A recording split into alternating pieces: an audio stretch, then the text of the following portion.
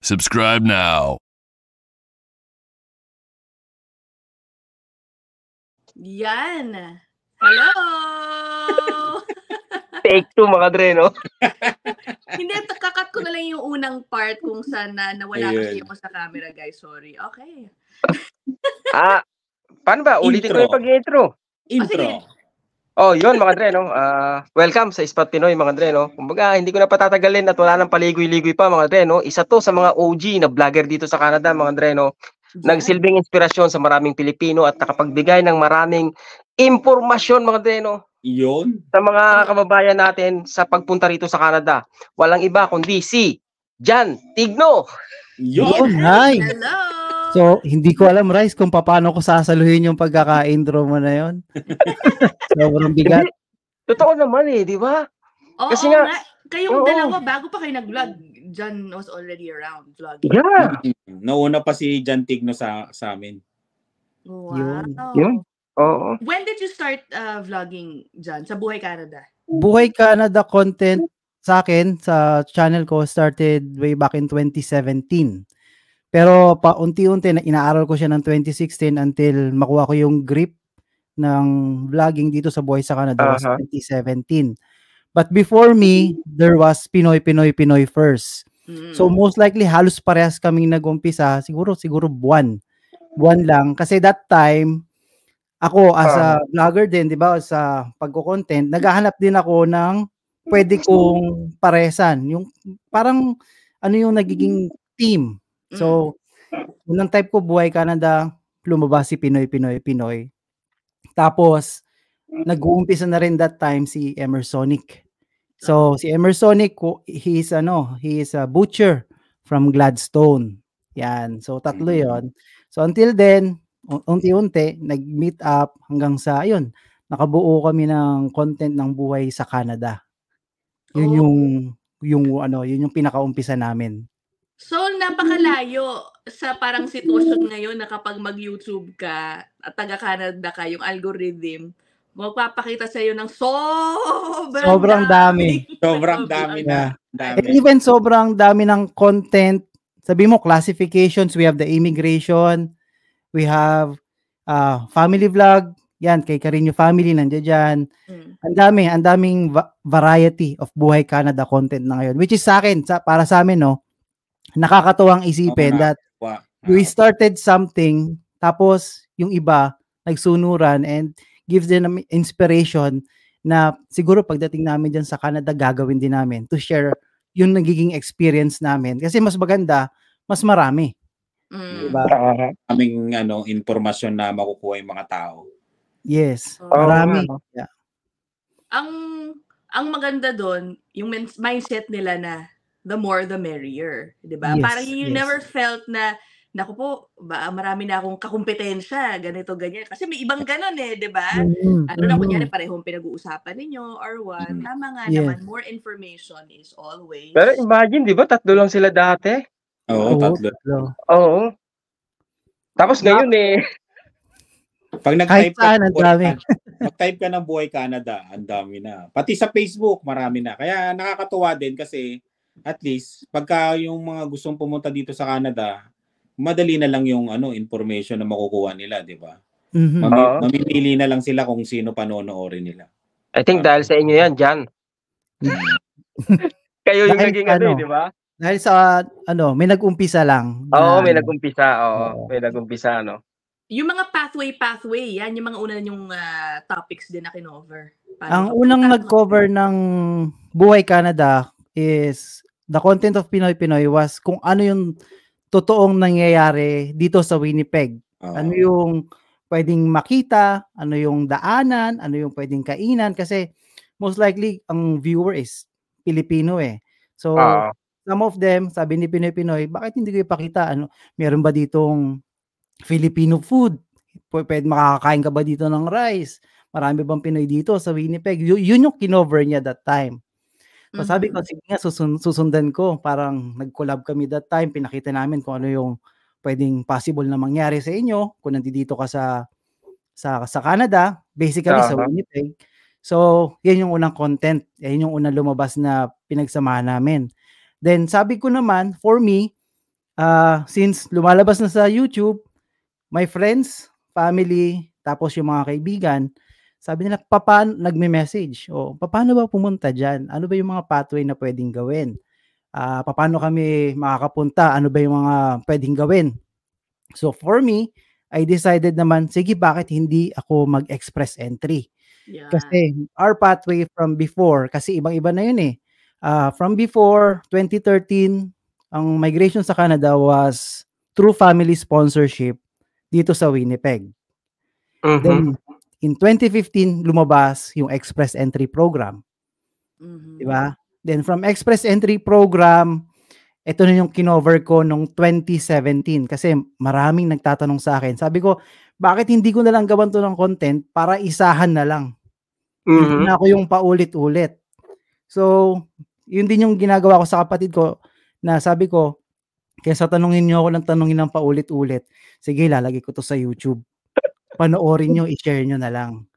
So, yun yung nag-start. So, 2017 that time, tapos nagkakaroon ng problema yung express entry that time kasi nga nagbabago yung immigration every 3 to 6 months. Kasi ang daming gustong magpunta ng Canada that time. So express entry nagbago ulit, dumating yung Atlantic Immigration Pilot Program. Diyan si PEI, New Brunswick, tapos si Foundland Labrador, Foundland and Labrador. Nilagyan ko yan ng content that time and hindi ko inakala na yung content na yun, ang daming Pilipino makakapunta sa Atlantic region. Wow. Which is, sabi ko, dyan sila nakapunta with, isa sa mga na-interview ko that time, I think si Joy and Kiko. Isa sila sa mga, isa sila sa mga na-interview ko that time. From the start na pumunta sila sa Pilipinas, kausap ko sila, tapos nagland sila. From the start na from yung challenges nila, nakita ko. From work permit, nawalan si Kiko ng trabaho. Ako, kasama ko yun, ka-message niya ako noon that time. Tapos, nandiyan din, nakapunta na si Daniel Nirik. Tapos, si Lera Garcia, nandiyan din. Tapos, sunod-sunod na. As in, nag-message na diba? Sila. Dahil nakita nila yung content ngayon, no? Baka hindi alam ni John, pero itong episode niya, bago nito, ay yung si Joy and Kicks, ang kausap namin. Hanggang sa maging ngayon niya, di ba? Canadian citizen na sila. Bilis nga nila eh. Yeah. Yun yung umpisa nun. Tapos, meron din mga silent subscriber na pumupunta rin doon na yun din yung naging pathway nila. From Lamia, Atlantic region. Oh, wow. Akalain mo. And then some of them ended up also as vloggers like you. Yung mga tinulungan mo. Yung mga na nakausap ko. Tapos dito rin meron, tapos after ng yung Atlantic region, lumabas yung mga Rural Immigration Pilot Program, lumabas yung mga Work Permit Program, hanggang sa after nun, naging Student Pathway, naging uso, bago mag-pandemic, Student Pathway. So lahat ng Student Pathway, yun din. Marami rin akong, may mga vloggers din dyan, shoutout dun sa mga nagko-cover ngayon ng mga Student Pathway, which is napaka-helpful ng mga ginagawa ninyo. Kasi sa akin, hindi ko na siya mako-cover dahil based on experience tayo eh. So sila na yung mismo nag-share, which is sabi ko, nakakatuwa, you're just paying it forward na yung iba naman yung nakakakita. Yan. Diba? Ganun. Kaya sinasabi mo kanina, hindi mo alam kung paano mo sasaluhin yung introduction ko. Eto yun, di ba? Ganun karami yung share mong impormasyon, no? Yung iba talagang, sila Jeremel Udo, sila Jeremel sa mga butchers. Marami rin sa butchers. Right now, after nung bago mag-student pathway, yung sabi ko, di ba, work permit 2018, nandiyan si Brandon Boy, si Jerome. Ka-message ko siya that time, sabi niya papunta na rin ako bro sa Canada. Di ba nga sabi niya, tinalikuran niya yung pagiging office boy niya and nakipagsapalaran siya for being a butcher. Isa yun sa naging inspirasyon niya, si Emersonic that time. Nag-change siya ng career para doon, para makuha niya yung family niya. Kaya nga, parating na, di ba? nakakatuwa Parating naman. na yung ano niya, pamilya niya. Yes, yun, si Oo. Brandon Boy. Ang galing. Alam mo, isa pala si John sa I guess pwede kong tanungin dito sa, hindi ko pa yata ito natatanong din kay Mark to, at anyway, dahil posible bang mapahama ka kang isang vlogger if you're talking about immigration issues, yung mga pathway?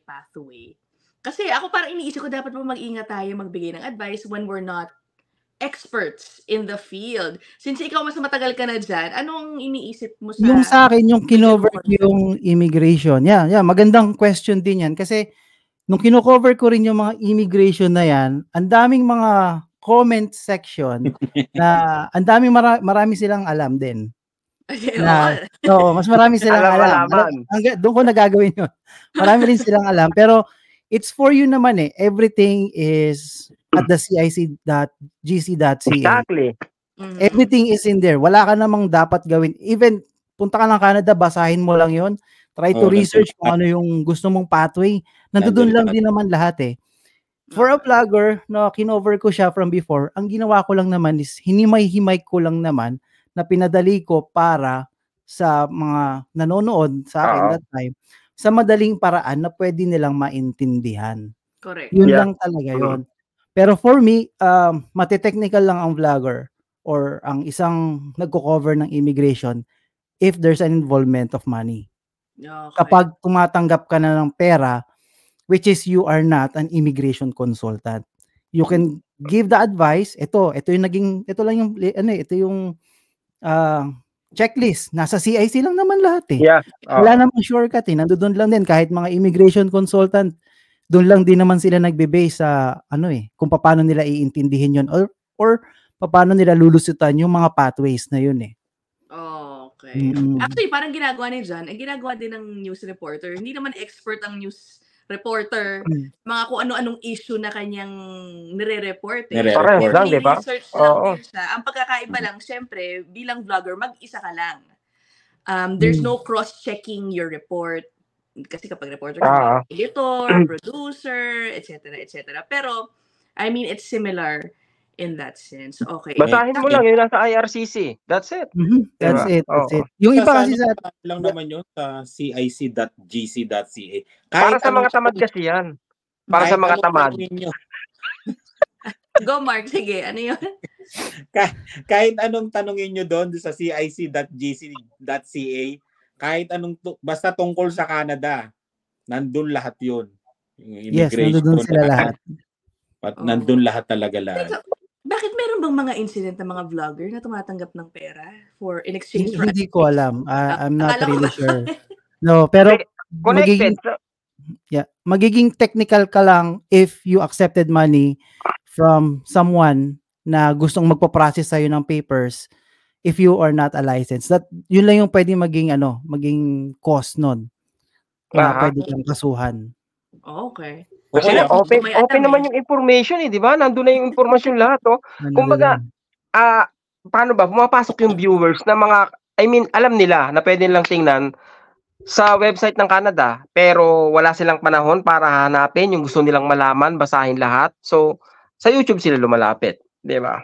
Yes, and they are looking for the based on experience. Kasi as a viewer, based on experience lang naman ang hinahanap nila eh. Kung nagkamali siya, baka ito para sa akin, ganito rin yung gagawin ko. Kumbaga, tailor fit lang din naman yung mga viewers natin kung ano yung pwedeng paraan para makapunta sila rito sa Canada. Tsaka mas gusto nila yung yung experience talaga. Yung parang rin sa family rin, di ba? Tinitingnan magandang batayan, di ba? Oo. Talaga. Pero I think yun also is why kailangan din, as much as possible, marami ka rin panoorin. Para hindi lang ma-compare mo, diba? Hindi lang isa. Hindi lang isa. Kailangan kada isang probinsya, iba yung yung immigration Diba? Yeah. Iba. Katulad dito. Hanap ka ng vlogger na ng kung saan kang probinsya pupunta, yun ang kailangan panoorin mo kasi yun lang iba yung sa iba. Tsaka iba't ibang province has its own strength and weaknesses. Kunyari, dito ka sa Manitoba, ang pinaka-strength nito, if you have strong family ties, you have a work na makukuha mo rito within 6 months, pwede ka mag-apply ng permanent resident. Kung Bilis. dito ka maglaland. Oo. Sa student naman, I think, sa opinion ko lang to sa student, we have the Ontario base kasi maraming school. Yung mode of transportation with the universities, mas malapit, mas maraming pwedeng sakyan. Sa PEI or Atlantic region naman, ang pinaka-advantage nila is the work permit process kasi wala pa masyadong tao dun eh. So, import talaga sila ng mga tao ng mga work permit. Doon sila pupunta, which is going to PR to Atlantic region, mas mabilis kasi from work permit, diretso PR. So, marami iba't ibang province, iba't ibang strength. Yeah. Kaya aralin nyo maigi kung saan kayo pupunta, mga Dre, no? Wait, I have pictures of... Kailangan ng ano yun. Kailangan ng education, Hindi pwede yung no education, no... Well, naniniwala ka ba doon? Kasi marami nag-content na pala na ganun dyan, no? Anong damdamin mo sa ganung content? Yung alin, yung ang thumbnail is no education, no IELTS, walang lagay, pakakapunta ka sa Canada. Gusto kong gawan ng content yan from before. Hindi ko lang, parang sa akin, parang gusto kong mag-diss that time Kaso parang siguro sabi ko na lang din, maybe it's based on their experience, we have to respect that. Pero there will be always a misconception with that kind of content, with that kind of logos. Masakit isipin pero marami din nagkakaroon ng scam that time. Especially for the people na nood ng content na mga ganyan from Dubai and Middle East. Ang daming mga bogus na immigration that time. Ang daming nag-message sa akin that time. Oo. Kaya nga ginawan ko yung scam. Mag-ingat kayo sa scam. Kasi ang daming naloko that time. Maraming naloko yung mga ganong content ang lumabas. Kasi they will take advantage of it Lalong-lalo na yung sa Yukon. Sino nakatanda sa Yukon? Bakit hindi ko alam to? Bakit ano nangyari? With the Yukon, naglabas sila dati. Nagkaroon ng misconception ng yung sa government ng Philippines nagkaroon ng mutual agreement with the Yukon Community Pilot Program that time. So sabi ko, magandang pathway ito kasi mabilis. Pero the disadvantage of that is that wala masyadong trabaho sa Yukon. And for that, marami nag-cover. As in, ang dami nag-cover ng Yukon Pilot Program. And most likely yung mga taga Middle East, sila yung sila yung gustong pumunta ng Canada Marami ring nagsulputan ng mga immigration sa Middle East. Nasabi nila, Yukon Pilot Program, dito na yung program ninyo. Tapos kumuha na sila ng mga pera. Tapos may mga nagbi-message sa akin that time na na-scam nga sila dahil doon. And for me, parang sabi ko, nakakalungkot isipin na gumagawa ka ng magandang content para i-guide sila. Pero some of them will take advantage para mapanloko. Parang may correction ka sa video na yon. Yes, nag-upload ka. Correction that time. Oo. Napanood ko yun nagkaroon ng correction kasi dati ang akala ko that time, Yukon Pilot Program, mas madali. Pero kung babasahin mo mismo yung sa CIC.gc.ca, it's the employer itself ang dapat mag-hire. Something like that. So, I apologize. Tinanggal ko yung video that time kasi sobrang misleading. May napanood akong isang video mo dyan na parang yung ano ba nangyari doon dahil parang dinagsa sila ng mga aplikante o nag-a-apply sa kanila ng mga Pilipino. Hindi ko alam kung papunta sa probinsya o sa isang kumpanya. At yun yata yung naglabas sila ng statement na ewan ko kung may kinalaman sa Yukon yun. Meron yata silang, hindi, kasi after that immigration, I think that was from Atlantic region, work parang sa work abroad global, something like that. Merong gumagamit ng mga pages from before kasi nagbumang Atlantic region that time So, syempre, take advantage na naman yung mga scammers.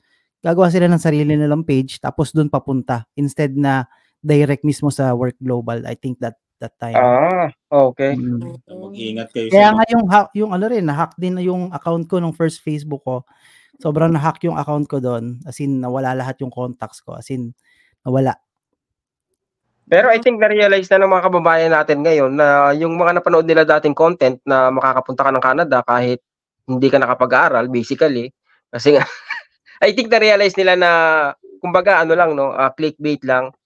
Kasi nga, imagine, sabi ko, pambihira, mas madaling pumunta sa Canada kaysa mag-apply sa SM. Dahil sa SM nga kailangan at a certain course bago ka nila tanggapin di ba? At least 2 years ka sa college Yes. Napanood ko, marami ako napanood that time, pero hindi ko alam. I think I'm not in the position to correct them.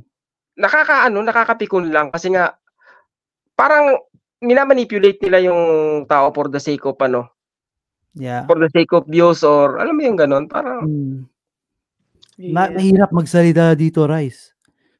Bakit? Naku, si Rice pang hinamon mo dyan. Kahit ano pa. Hindi kasi I agree with Rice. There will be a misconception.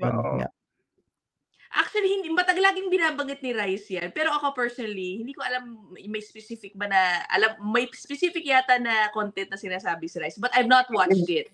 Sa totoo lang. Hindi ko alam paano niya pinaliwanag ba na talagang zero education. Ano ba ang sinabi? Ang ginagamit nila is yung hiring sa Indeed na para sa mga nasa loob ng Canada. Kung mapapansin mo, sa hiring, tumingin ka sa Indeed, Walmart, walang qualification na nakalagay doon. Hindi kailangan walang nakalagay kung marunong, kung ilang taong ka na, kung high school graduate ka ba, hindi na kailangan ng education basically. Sinasabi pa nila direct hire, syempre, nandito sa Canada, hinahanap nila Totoo yun. Yung ginagamit nila. Yeah. So, they're basing on job banks na ganon. Kasi, alam naman natin dito sa Canada, it's just experience dito, di ba? Yeah. Kahit high school graduate ka rito, pwede ka magtrabaho kahit sa ibang lugar Or kahit anong work Pwede rito Pero if you're hiring sa ibang bansa, mahirap din. Unless, ito, siguro i-correct na lang natin Rice, no? Sige, sir. Siguro, pwede kang i-hire ng employer unless yung skill mo is one of a kind. Yun. Let's say ganun na lang na talagang wala silang mahanap para sa position na yon. Kung talagang ito isang skill lang talaga na nasa iyo na lahat. Possibility pwede yun doon. Isa sa mga naging example ko diyan, meron akong kakilala is si from Cayman Island. Ayan, sa Cayman Island sila, IT siya sa Cayman Island, pumunta siya rito sa Canada as work permit. Ang pinaka-intention niya is talaga makuha yung family niya kasi yung anak niya is nasa Pilipinas pa So one of a kind yung kanyang skills kasi nasa IT support. Pasok siya rito ng trabaho, kinuha siya ng employer. Pasok siya rito, then after less than 2 years naging PR sila. Siguro yun yung isa sa mga scenario na masasabi ko, swerte ka dahil ikaw talaga yung hinahanap ng isang employer. But if you're just basing, yung mga kasi mga employer, naghahanap yan ng experience, di ba? May experience. Siyempre, lalo na pag kukunin ka sa ibang bansa. Kailangan mo, yung mga sa Pilipinas ka, di ba? Pag nag-a-apply papunta dito sa Canada, kailangan matindi yung mga experience mo. Kaya yun, kailangan yung mga pinapanood talaga. Kailangan, pag napanood mo yun, mag-research ka rin. Yun, hindi yung lang. Yung gano'n, pag mag-a-apply ka na kaagad ng gano'n, mag-research din. Tsaka I think isang pinagbabasihan nila para gawin yung content na gano'n is yung Lamia ready. Sasabihin nila, ayan may Lamia ready na. Di ba? Kaya pwede na kayo mag-apply. Ano bang nun, Sir Jan? Ano bang meron sa Lamia ready na yan? Lamia ready kasi, is something na, ito yung trick doon meron akong isang employer na nasa Morris. They are posting their job opportunities sa job bank and sa mga job website. It's really because it's a requirement from the government to post it. Yeah. But then, kapag may Lamia ready na sila, ang ibig sabihin nun, meron na silang nakuhang tao. Oo. Lamia ready na talaga siya. So, ibig sabihin, hindi blanco yung Lamia. Hindi blanco yung Lamia, na filled na yon, but as per the rule for the government, they have to post it. Yun, napakalinaw, no? Baka hindi Yung pala yun. naiintindihan nung iba yung field. Okay, ibig sabihin, may nakapangalan na, may tinitignan ng i-hire na specific person. Tama, di ba? Meron na. Pero parang contradicting pala yung policy ng gobyerno na i-require na i-post sa That is posting. backdoor yun. Backdoor yung ganun. Kasi they are requiring. Pero usually from there, based on na nakita ko from before, meron na silang na-hire. They just have to post it as a requirement. Pag sinabing Lamia ready, ibig sabihin, wala ano na yon. Naka-ready na yung Lamia nun. Meron na talaga silang Lamia, pero meron na rin silang nakuha. Kasi nga, yung Lamia, para makapaglabas ng Lamia, ibig sabihin, nag-apply na yung employer kasi meron na siyang target na tao. Meron na siyang prospect na tao. Based on my understanding, yes, yun. Pero alam ko posible din daw na blanco nga eh. Blanco parang sa lublo. Parang sa blanco yung Lamia. Yeah. Depende yan sa skills na hinahanap nila. Kaya nagtataka ako dun sa sinasabi ninyo, kasi kaya naman yata nire-require ng gobyerno na i-post yun kasi para masiguro na walang ibang mag-a-apply at posibleng makuha. Saka sila magkukuha from abroad. Di ba ganun yung logic nun? May concept na ganun, no? Kailangan nilang, ang Lamia kasi, the government is requiring you, base to ha, base sa pagkakaintindi ko. So that's a disclaimer, okay? Experience yan eh. Ano lang to, based on experience na nakilala ko sila. With Lamia kasi, kailangan nilang i-post yun to say na wala talaga silang makuha ng mga employer na base, na naka-specific based dun sa hinahanap ng employer. Now, some of the employers, they already pre-hire someone na yun na yung hinahanap nila. If wala silang, if mag-a-apply pa rin yung mga, unahin nila yung mga permanent resident, Canadian citizen, hanapin nila yun. Kailangan nilang i-prove na pwede silang mag-hire, pwede silang mag-accept ng documents, pero they can prove na hindi ito yung taong hinahanap ko. Yun. That's the trick, di ba? Right? Yun yung based doon sa nakilala kong tao na talagang nag-hire sila. Ganun yung ginagawa. Nagigets ko na. So now, to me, ang basa ko, parang loophole pala, di ba? Parang papatagal lang yung process kasi dapat, I think at least a few months mo rin dapat i-up yung job posting ko, no eh. Diba? Yes, parang ganon. But parang kung nangyayari yan, pampatagal lang pala dahil hindi naman siya strictly followed in a way, di ba? Na hindi naman open yung job talaga. Hindi siya open, I guess, pero meron na silang na pre-qualified for that job position. Ang weird. Dapat papa-job posting pa. Kaya ngayon, mas maganda palang payo ngayon na kahit walang Lamia ready, Makadreno, pasahan nyo ng resume.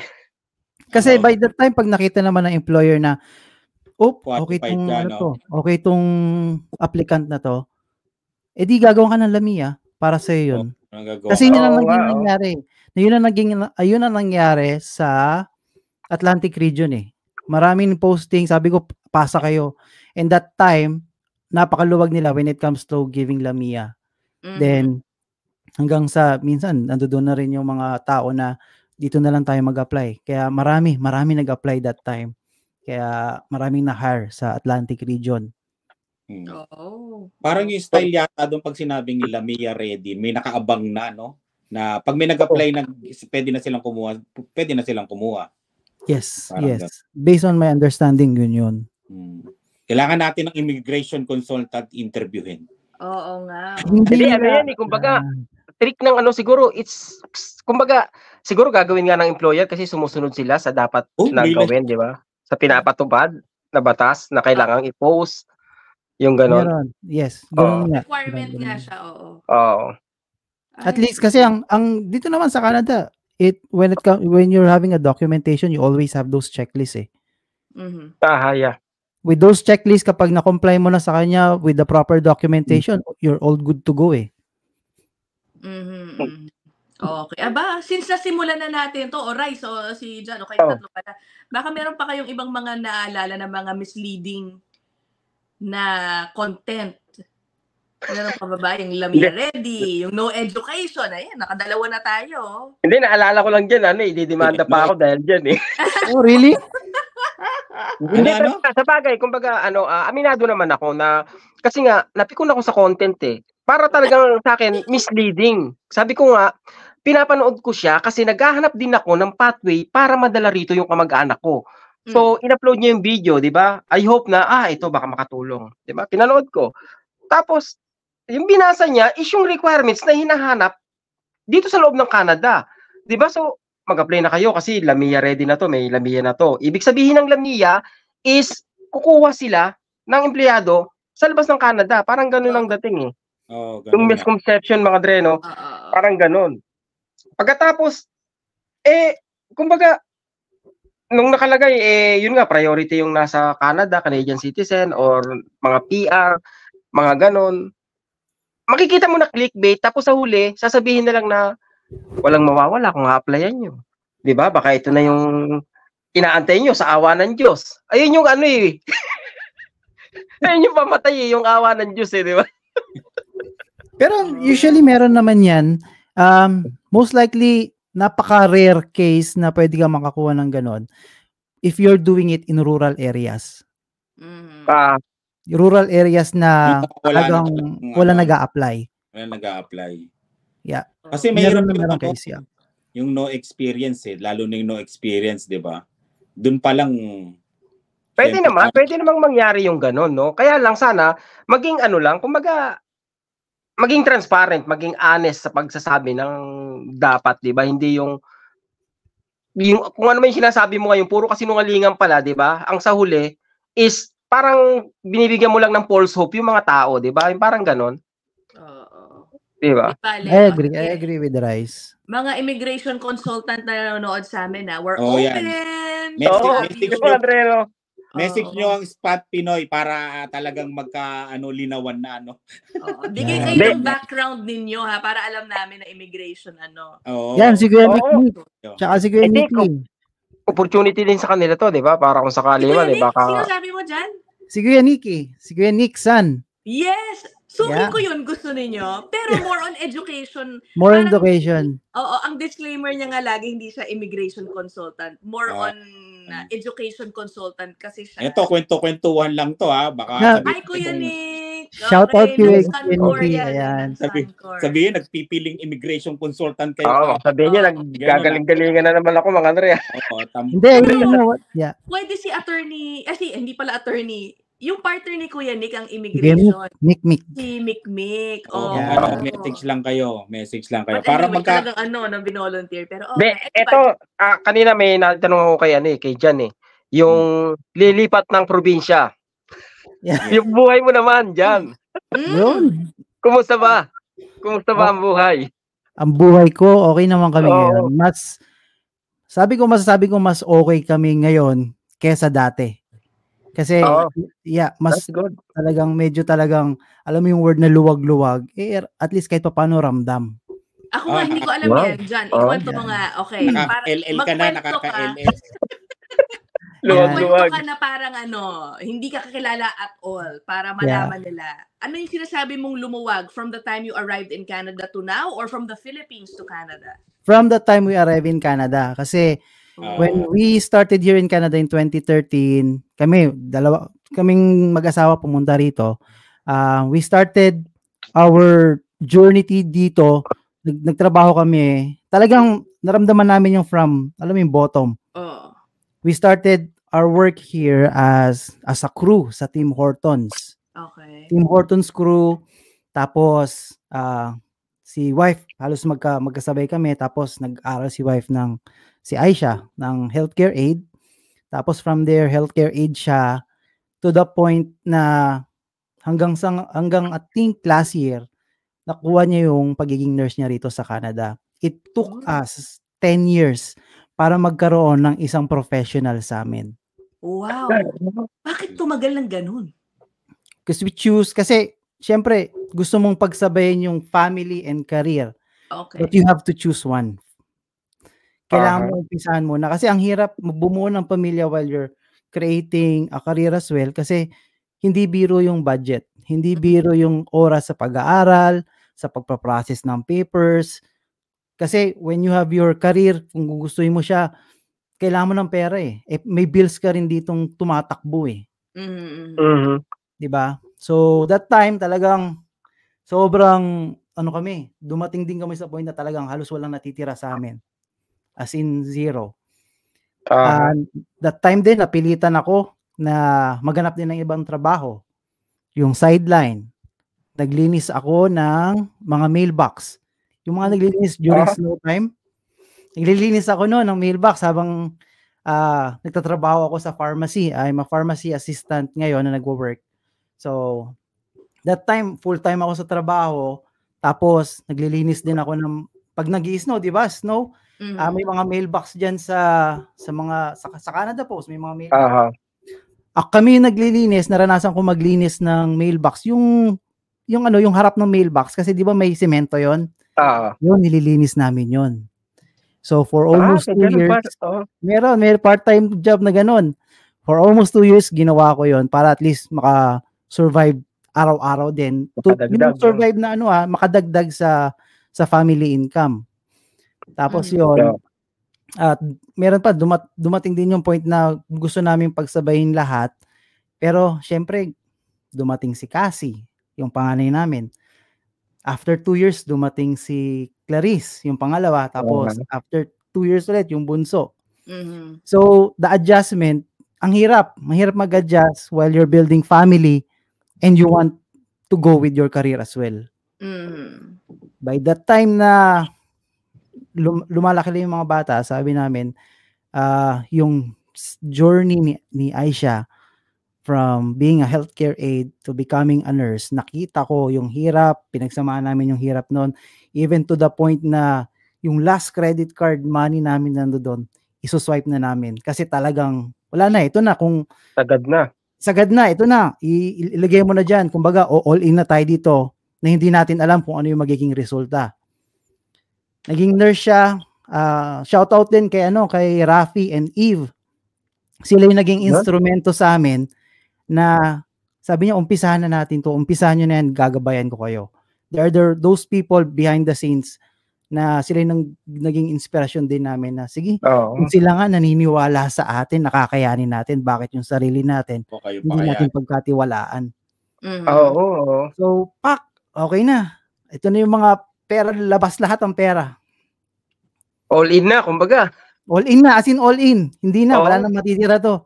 Then, ayan, apply siya ng Alberta. Napauwi pa kami ng Pilipinas kasi kailangan naming safe practice si Aisha that time para makapasok siya sa nursing board ng Ontario. Para makapag-apply siya doon. Then, nursing board ng Ontario, pandemic that time, minsan pandemic that time, nagkaroon ng lack of nurses, di ba? Doon sa Ontario, tapos sa Alberta. Nag-open ng opportunity ang Alberta, green-up din namin.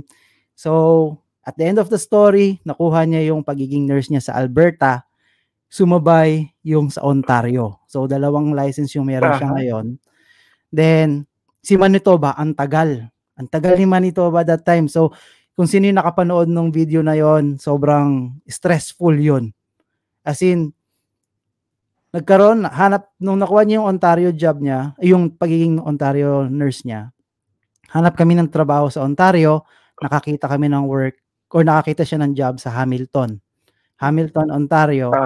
Binigyan na rin siya, na-interview na siya doon, in-accept niya yung job offer, habang yung si Manitoba, habang ina-apply namin, wala pang sagot. Wala pa rin, 5 days before kami makapag-decide na bumili ng ticket papunta ng Hamilton that time, saka lumabas yung approval ni Manitoba na pwede na siya mag-practice dito. Biruin mo yung 5 days, napaka-stressful nun. Di ba? Yeah, sobrang hindi namin alam kung lilipat ba kami ng province para makuha yung practice niya or we have to or pagbibigyan kami ng Manitoba to stay. Yun yung scenario namin. So, sobrang painful din. Yung preparation, nalilipat ka na ng probinsya, nandun na yung isip mo, di ba? Di ba may bahay pa kayo, no? May bahay pa dito. So, mangyayari talagang ibebenta yung bahay. Kasi dapat na siyang dapat na siyang mag-start kasi kailangan na siya dun eh. Buti hindi nyo binenta yung bahay nyo, Dr. Hindi ba? Sabi namin, wag muna. Sabi ko sa kanya. Hindi nyo naisip na option, benta na natin to, total, aalis na tayo rito eh. Hindi pa, wala pa kami sa option nun. Kasi, pa kami, hanggang huli. Tinitignan namin kung pagbibigyan kami ng Manitoba. Pinagbigyan kami 5 days before kaming mag-flight. Nakakaano naman niya. Meant to be talaga. And the fact nga na hindi nila agad binenta, siguro may gut feel na parang, hindi kaya pa tayo yan. Parang pero yung stress, di ba? 5 mataas days, yung stress level namin nun. Mataas yung stress level namin nun kasi, talagang, hindi na namin alam kung saan kami gagalaw eh.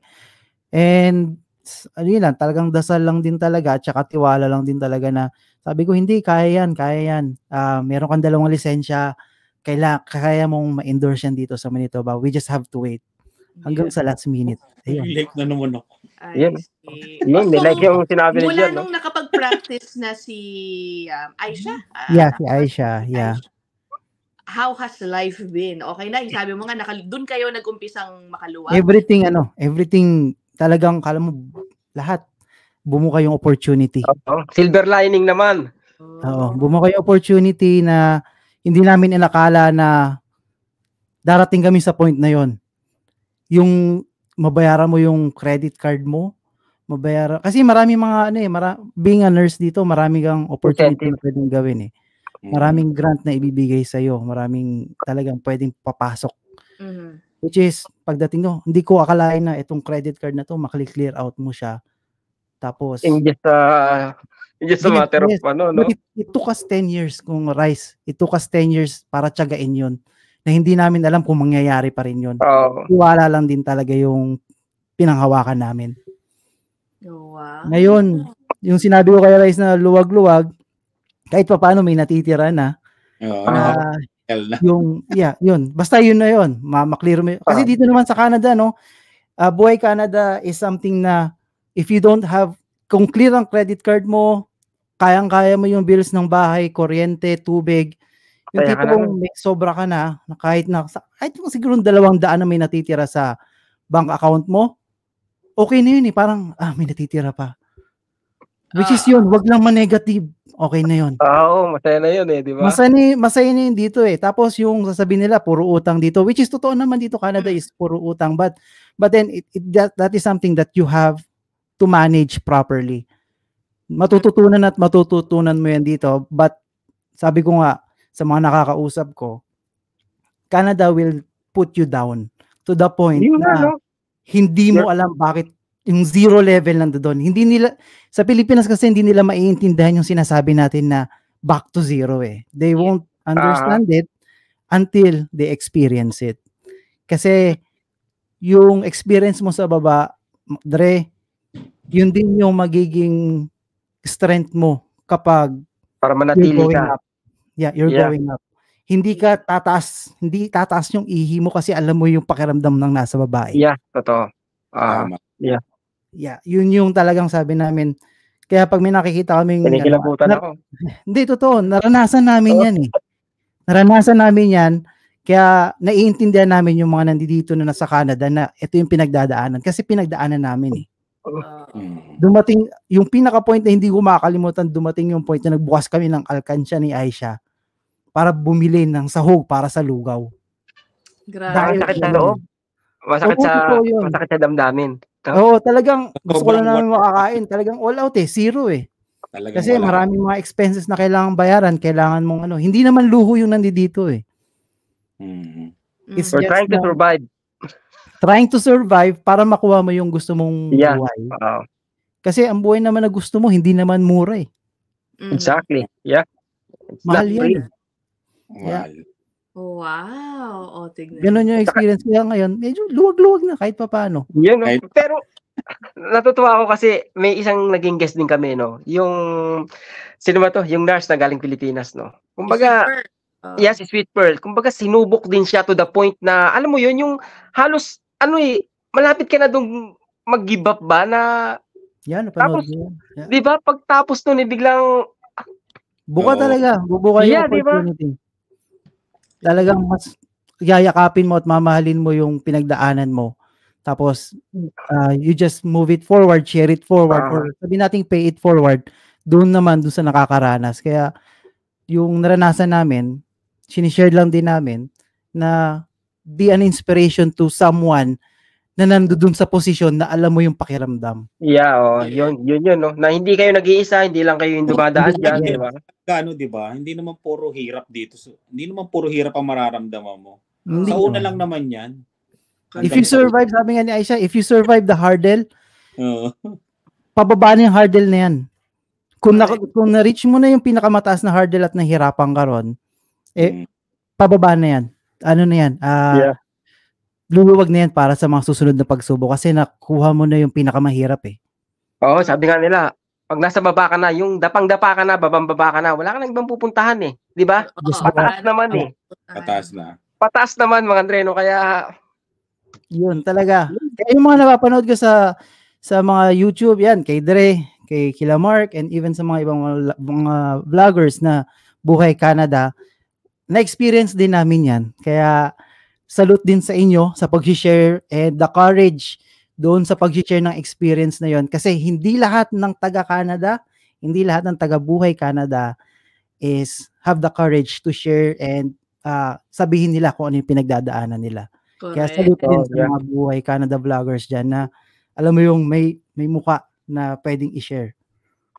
Yun? Oo. At shoutout din sir, no? Talagang ang OG natin mga Andre, no?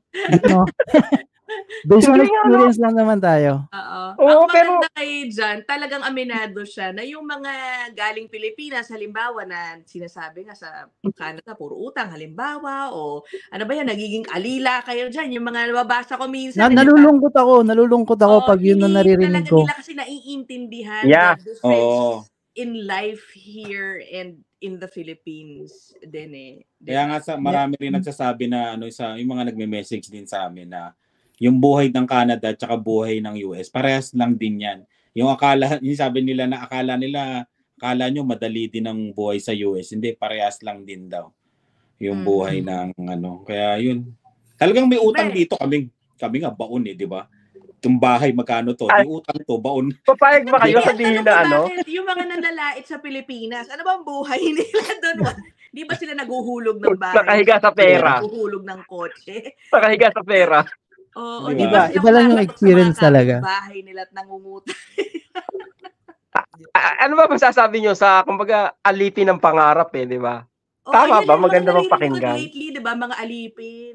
Alipin ng pangarap. Yung lumabas niya, yung mga lumabas yung mga vloggers, syempre, they're just verbalizing na ito yung buhay dito eh. Wala namang shortcut dito eh. And dati naman kasi, sa totoo lang, wala naman nagko-cover ng, puro utang. Kasi ang thinking natin ng mga Pilipino, personally, para sa akin, nasa Pilipinas ako, ang thinking ko sa mga nasa abroad that time, maraming pera, pag dumadating sa Pilipinas, maraming nasa hotel, nanlilibre ng pagkain, nanlilibre sa beach, or may outings, punta ng Boracay.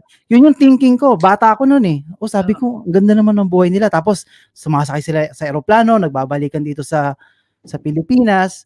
Pero wala nagko-cover nung that time eh. Wala namang sinasabi eh. Kung anong pinagdadaanan naman nila, hindi naman nila sinasabi yun eh. This is the only time na maraming mga YouTubers or vloggers na they can express themselves na ito na yung buhay namin eh. Kaya nga yung family ko, shoutout sa family ko nasa Pilipinas, na nakita nila yung buhay namin dito sa Canada. And alam mo, hindi ko in-expect na nung umuwi kami ng Pilipinas, na hindi ko in-expect na pag-uwi namin, akala namin kami lahat sasagot. Alam mo, sila yung nag-ambagan. Na umuwi kami nagbakasyon, sila yung nagko-contribute. Kami pa yung pinapakain. Uy, yun ang mga ganun. Nakakatawa naman, di ba? Oo, kasi hindi nila, kuya, kami na yan. Kami na ang sagot dyan. Bisita ka namin dito. Ikaw dapat ang pagsilbihan namin kasi minsan ka lang. Ang sarap sa pakiramdam nun. Sobrang salut ako sa kapatid ko na yon and sa family na may ganun. Alam mo yun, basta naiiyak ako pag ganun eh. Kasi talagang naramdaman ko siya eh. Na hindi pinasagot sa iyo lahat, pero trinate ka nila as bisita. Hindi family and friends. Oo. Baka hindi naman. Hindi ka pinagresponsibilidad na ikaw lahat. Kumbaga naintindihan nila yung sitwasyon mo, di ba? Na pare-parehas lang tayo eh, di ba? Talagang maganda na na-expose na rin lahat ng mga paghihirap ng OFWs. Hindi lang po kasi issue ng paghihiwalay from their loved ones eh. Kasi noon before social media, ano lang ba nakikita natin? May mga pelikulang lang pailan-ilan. Halimbawa, yung mga Milan, di ba? Yung kay Claudine Barreto, yung nakikikwarto din sa iba. But those are just movies, di ba? Back then, yun lang ang meron talaga tayo eh. Wala pang social media. Yung ganito na nakikita yung daily life, di ba? Pinakikita yung anong uri ng trabaho ang kinukuha ng mga kamag-anak sa abroad para lang magpakita ng pera pag uwi nila sa mga kamag-anak nila na akala nga, ay, ang dali pala magkapera dun sa pinuntahan ni ate o ni kuya, yung mga ganyan. Hindi alam, pinag-ipunan pala ng ilang taon, di ba? Para lang makapunta sa mga lugar na gusto. Tsaka yung yung padala, di ba? Pag nagpadala ka, di ba? Okay. Yung mga, hindi nila alam kung paano mo kinita yung pera na yon para maipadala sa Pilipinas.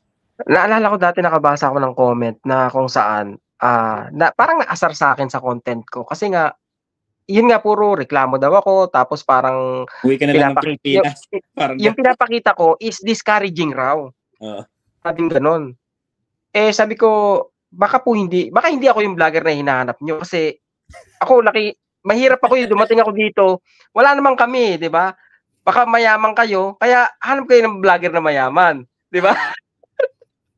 Pero kung sa akin pa lang, kaya pala may nag-comment dun sa comment section ko, tigilan mo ko, Rice. Sinong si Rice?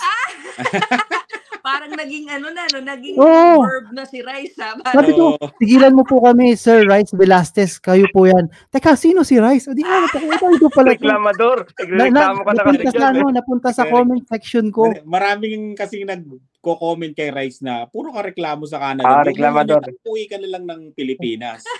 Di ba? Ganon kasi lagi eh.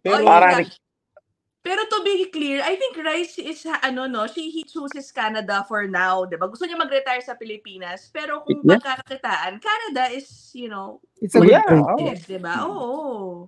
Kung mahirap talaga. But it doesn't mean nasusuko ako, pero nahihirapan ako, 'di ba? Sinasabi mo lang yung totoo na mahirap talaga din ang buhay dito, 'di ba? Pero sabi nga nila, mas mahirap maging mahirap sa Pilipinas. Oo naman, 'di ba? Hindi ka, yung mahirap nga ayaw papaalisin sa Pilipinas di ba? Ayaw paalisin ng mga government agencies. Pero, parang, ayun, Sir Jan, congrats sa family, no? At least, na kami. Naka-L na ba? LL. Pero yung ganitong sitwasyon namin na nandito ngayon, we just share it dun sa mga sinasabi lang din namin dun sa mga nurses na nasa Pilipinas na nandito na nawawala ng pag-asa. Sabi, huwag kayo mawala ng pag-asa. Katulad din namin, it took us 10 years. 10 years para marating yung kung saan kami ngayon.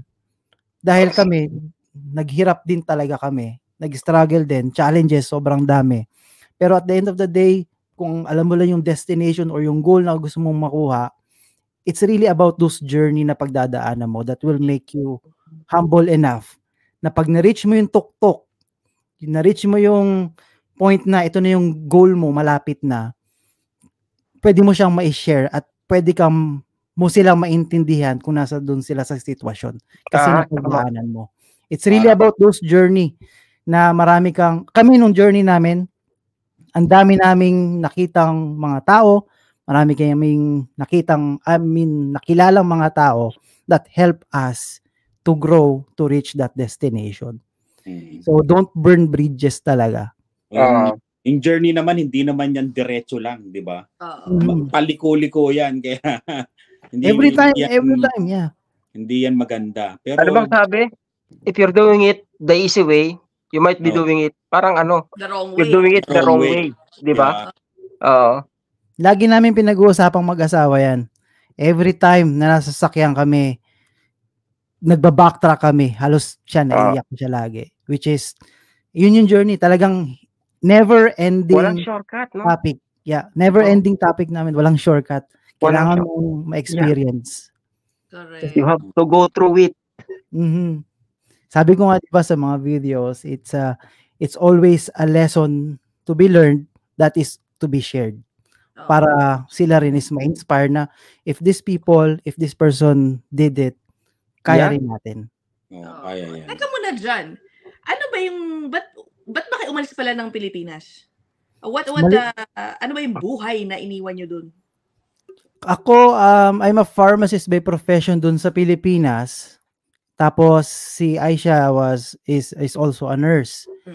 We decided to move to Canada kasi nandito yung ate ni Aisha na in-invite kami that time. So sabi namin, kasi sa akin yung thinking ko that time to make me go to Canada is that gusto ko yung, alam mo yung, ang pinaka-goal ko lang talaga is that magkaroon ng family na magkaroon yung anak, yung magiging anak namin na hindi nila problemahin yung health, na magtrabaho sila kung gusto nila magtrabaho pero hindi nila problemahin yung health. Tapos, they have the best opportunity na makapag-aral nang hindi namin sila pinag-aaral. Okay. Pinag-aaral means ginagastusan. Ginagastusan sa pag-aaral. So that we can do yung time management para hindi kami pressure na magtrabaho ng araw-araw para may pag-aral sa kanila. Kasi sitwasyon sa Pilipinas. Correct. Para mapag-aral mo yung anak mo, kailangan mo magtrabaho. Tapos, hindi pa siya totally sa good school. Kailangan mo pang kumayad dun 10 times 3, times 4, times 5. May elementary, may high school, may college. Yun yung inisip namin that time. And if you want quality, oftentimes you have to spend more and more. You have to spend mga more. Private, no? Ang mamahal ng mga private sa Pilipinas. Yun yung naging namin na mag-asa ni Aisha that time, na yun yung pinaka-goal namin. So let's just maybe settle down or mag-settle tayo sa ibang bansa. Let's choose Canada. Nandiyan yung ate mo. Kita naman namin, hindi naman kami nagsisisi na yun yung naging sitwasyon namin ngayon. The kids, 3 sila, they can just freely to play. And the education system nila, sinasabi ng sa Pilipinas, mas maganda education system doon kesa dito. But for me, I can say that the education of system sa Pilipinas is by grades. Yes. Yeah, exactly. Kumbaga, ito, kailangan mataas yung score mo, dapat mag-aral ka ng mabuti. Pero you know what, pagdating dito pala sa Canada, dito ang education system nila is by progress. Correct. Alam mo, that's a good topic Magawa nga rin tayo ng isang episode tungkol. Sobrang dito talaga. May tanong lang ako. Go. Sige, Ina. Go ahead. Hindi, kasi naalala ko, may nagko-comment dati sa akin na ay nako, yung mga bata dyan sa Canada, ang pangit naman ng kinalalabasan. Alam mo ba, meron akong kakilala, parang ang baba ng grades, pero pinapasa pa din lagi, kahit hindi pumapasok, pinapasa pa din sa Pilipinas. Hindi mo pwede yan, ganito, ganyan. Kasi nga, tama si John, iba yung sistema sa atin, memorization. Kailangan yung grade mo, ganito. STEM-centered, ibig sabihin sa math, science, ganito. Dito yung basic education, tama. It's more on life skills, decision growing making, healthy, relationships, ganun. Process, it's the process. Magugulat yung mga bata dito, yung mga anak ko, di ba? Nung dumating sila dito, nagulat sila. Walang masyadong assignment, yung ganun. Talagang iba, walang libro, konti lang yung libro, yung mga ganun. Di ba yun? Magugulat yung bata dito. Iba yung style ng pagtuturo nila dito. Pero nagulat nga kami si Dylan, marunong na magbasa. Wala pang grade 1. Isipin mo yung dinosaur na sobrang kulit na yun, nagulat kami, nagbabasa na siya. Ibig sabihin, bakit Coco ano yun? Coco Melon? Hindi, sa school. Tinuruan siya sa school. Isipin mo yun na, pa lang, kinder, Natuto na siyang magbasa kaagad ng Ang bilis, ang bilis. I think there's a thinking kasi na huwag dapat i-pressure din yung mga bata. Una sa lahat, mga bata yan eh. If they feel less pressured to excel in academics, they actually learn faster. Kasi hindi sila pressured, mas relax yung sila. Parang puro laro kasi dito ang style nila, di ba? Oo. Tapos wala dito. We can cover that in a different episode. Magandang topic din yun. Oo nga. Mga bata. Lalo yung mga first honor, pipicturean yung grade. Oo, yung gano'n, di ba? Dito kasi walang ganon. Walang 93 dito. Walang ganon dyan? Walang 90. Walang ganon dito. nila dito. Oo. Letter. Di ba letter, no? Letter. By progress. By progress dito. Ganun. At saka dito, every grading, parang pagkatapos ng kinakausap ng yung teacher tsaka yung magulang. Parang gano'n. Nagmi-meeting. Oo, nagmi-meeting. Kaya kung ano yung kulang nung bata, sasabihin ng teacher. Ganon. Kung ano yung magaling siya doon, yung basta para iba. Iyan. Yeah, which is good for everyone na nakikita rin nila kasi Buhay Canada is really a choice to make. Kasi yung iba, hindi rin naman nagsusurvive dito eh. They choose the life in the Philippines kasi they're comparing yung buhay nila sa Pilipinas, kukumpara nila ng buhay dito, which is totally different. It's totally different na may katulong kami sa Pilipinas. Pagdating dito, wala. Ito lahat. Which is, dun sa mga viewers of Spot Pinoy, I'll say na, tanggalin niyo yung mindset sa Pilipinas. Pag nandito kayo sa Canada, try to feel the culture, aralin niyo kung ano yung pamumuhay dito. Kasi kung ikukumpara mo, if you keep on comparing ng buhay sa Pilipinas, dito sa Canada, we will not grow. Ayan. Ayan. Narinig nyo na. Narinig nyo na kay Jana. Talaga, mahirap talaga i-compare. Oo, syempre kino-compare lang natin dahil yun ang pinanggalingan natin. Pero it's really different. Una sa lahat, comparing a first world country to a developing country. Mahirap din. Yung ugali sa Pinas dadalhin sa Canada. The culture is different. Yes, correct. Kaya nga nandiyan ang mga Buhay Canada vloggers eh. Correct. Oy, by the way, pero hindi natin minamaliit yung educational system ng No, hindi. Kasi doon din naman tayo nanggaling eh. The reason why na tumaas yung grades or the reason why nagkaroon tayo ng mga diskarte, it's because the learnings and experience natin sa Pilipinas, kaya tayo nandito. Correct. Very thankful din tayo sa sa mga natutunan sa Pilipinas. Malaking pasasalamat din ako sa schooling. Pero mukhang ayaw na rin ni Ina sa memorization, no? Diba? Pero totoo yun, diba, sa Pilipinas kasi parang it's a school of memorizing all the exactly, time. Tapos libro, dami, diba? Pag magaling ka mag-memorize, baka first honor ka na. Tsaka project. Again, maraming magagandang produkto sa public school system natin. It's just that they have to work extra hard. To make it. Yun lang naman yun. Yes. Yun sa Pilipinas, magandang school system, maraming masisipag at magtsatsaga sa Pilipinas. No doubt, produkto rin tayo, kaya nga nandito tayo sa Canada eh. Pero ang lacking lang talaga is opportunity. Yes. Maraming masipag, maraming matyaga, maraming matatalino, but it's the opportunity that is lacking. Malakas na yung competition kasi doon eh. Di ba? Palakasan eh. Hindi malakas, palakasan. Kunyari, graduate ako ng nag-aaral ako sa, anong school mo Diyan? Nung college? Sa CEU ako eh. CEU. Tapos ako nag-apply ako sa Thompson. CEU si Jan. Lasal si Siyempre matatanggap na si Ina. Kaya talaga. Hindi, joke lang. Pero dito sa Canada pare-parehas. Wala lahat yan dito, di ba? Pero may ganun talaga, sa Pilipinas, may ganun. Correct. Ay, nako. Pati availing government service. Lumayo na tayo ng lumayo, Yung palakasan system sa atin sa Pilipinas, ngayon sa iba't ibang mga larangan. Diba? Ang dami niya. Pero na rin dito, sa Canada, nagkakaroon na rin. Oo. Unti-unti na rin nabubuo yung ganun dito, lalo na, di ba nga sa trabaho ngayon, parang palakas na rin ang dating kasi referral na ngayon dito eh. Oo. Dito kasi ay sa Pilipinas pala nagsimula kay governor, anak ni Governor, katulong ni Governor, yung anak ng katulong ni Governor, connection. Ay, nako. Okay. Pero hindi sa lahat, tapusin na natin yung episode, Okay na. Thank you so much. Ay, nako. Okay na. Okay, ayun na, haba na. Pero ang sasabihin ko lang, hindi sa lahat ng oras gano'n, Yeah. Ano naman Marami na naman magagalit sa atin. Magagalit na naman sa atin. Marami na naman. Ticket mo kaya yun? Hindi, mga Andre, no? Basta lang, maganda yung message ni Jan, no? Kumbaga, sana makita nyo, hindi lang yung naging resulta, mga Andre, no, nung naging buhay nila, kundi, kumbaga, makakuha ng aral sa pinagdaanan nila, no? Yeah. Tsaka lang, kwentuhan lang to. Huwag yung siya. Okay lang din kung hindi kayo sang-ayon. Okay. Kwentuhan lang to. Kaya nga tambayan. Kapag na-inspire kayo, that's good.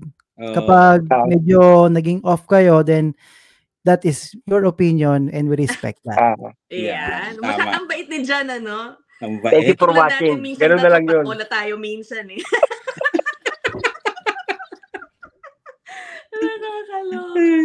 Okay. Maraming salamat. Thank you so much, John. Yan, thank you John. for Thank you. Rise and Carino family. Thank you for inviting dito sa Spot Pinoy. And yan. Okay. Sige. We'll end thank you, John. There. Regards sa family. Bye. Yes, thank you. Salamat. Subscribe now.